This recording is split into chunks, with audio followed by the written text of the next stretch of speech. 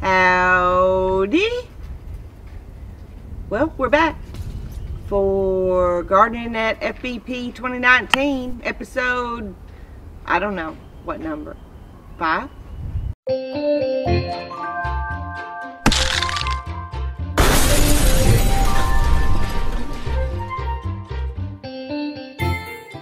Well, I told you that I would make videos, give you updates as we do things in the garden, and today I'm actually going to be planting some radishes as companion plants with my melons and cucumbers. Now my melons and cucumbers are not planted out right now, but I want to get my radishes in the ground, so get them planted, not in the ground, in the buckets, so that they can start to grow. I'm going to let these completely go to flower, what we call bolting. I will completely let them bolt, go to seed, so that they will flower, because radishes help to prevent the cucumber beetle, and that's why I'm planting them with both the cucumbers and the melons, which can also get cucumber beetles. I want to talk to you a minute about the mix and how it's important to have a light and fluffy mix for root crops. Your radishes, your carrots, your beets, even potatoes. Lucy! Last year I did a video on the method number 1 and the method number 2 for filling your bags and your buckets. They're both perfectly fine.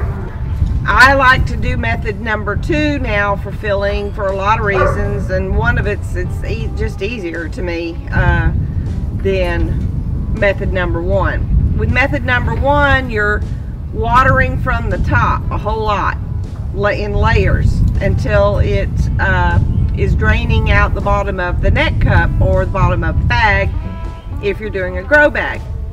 That does compact the mix quite a bit more. With method number 2, you're doing your sloppy wet mix in the bottom in your net cup and then a couple of inches, and then you're just filling up the rest of the bag or the bucket with the potting mix that has been dampened to the point of the moisture level of a brand new freshly opened bag of potting mix. And so that's just easier for me, but it also makes it a lot fluffier. With method number 2 though, you have to wait several days to wait for that wicking action to come all the way up. Now, I want to demonstrate for you why method number 2 keeps you with a light fluffy mix by using 2 net cups. My friend Bud suggested this test, so I'm going to show it to you. What I have in here is pretty much dry mix. It's ever so slightly damp, but for the most part dry. So with method number 1, you water from the top. You water from the top a lot.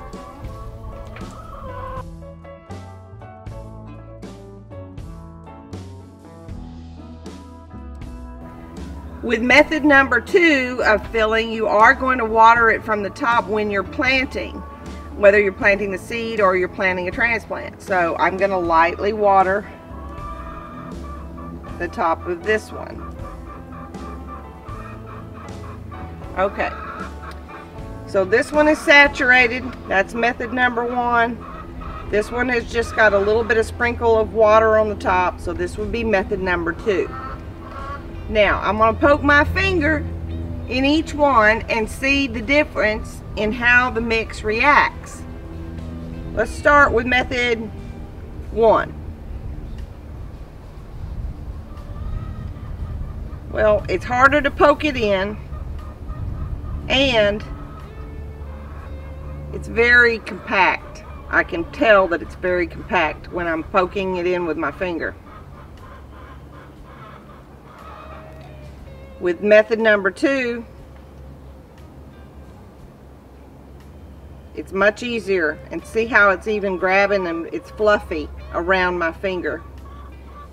So that's just a little sciencey example of the 2 methods of filling. What happens when you have compacted mix around a root crop? Well, the root crop is got to go somewhere. So if the mix is not fluffy enough, it's either going to push upward out of the soil. Have you ever seen radishes or carrots where the top of the root is out? You can see the radish or the carrot. Well, that's because what it's planted in, the potting medium, is too dense for it to be able to move downward. That's one thing that's going to happen with potting mix that's too compacted for root crops. The other possibility is that it will stay under the soil all right, but it will be much, much smaller. Carrots, for example, that are planted in potting mix that is too compact will be really thin and stubby looking. Excuse my hen. They do this every day. Once they lay an egg, they announce, "Woohoo, woohoo, I laid an egg." Every day. All 11 of them.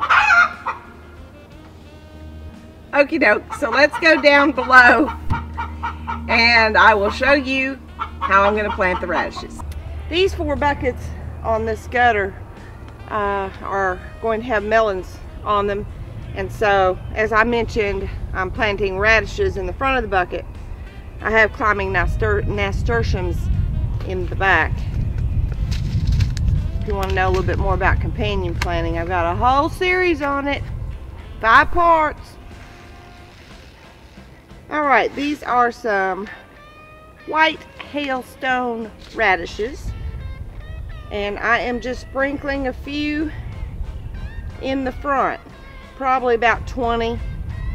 I will thin them out to only leaving about 5 or 6 in the end, but I want to see if I can get as many as possible to come up, because these are dated 2016. That's 3 years, so I'm kind of pushing it on the seed viability for radishes.